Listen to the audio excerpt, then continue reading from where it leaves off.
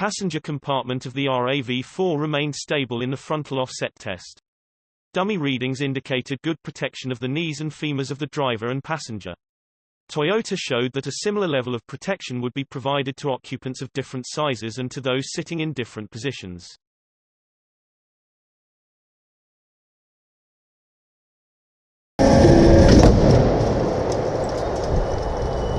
In the full-width rigid barrier test, protection of critical body areas was good or adequate for both the driver and rear passenger.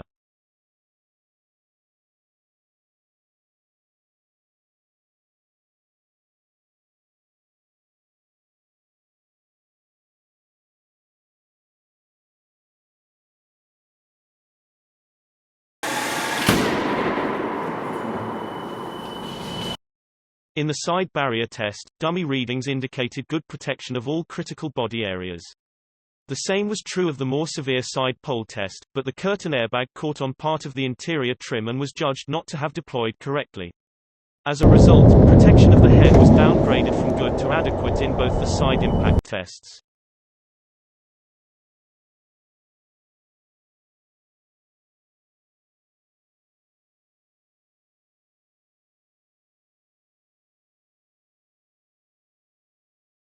Tests on the front seats and head restraints demonstrated good protection against whiplash injury in the event of rear-end collision.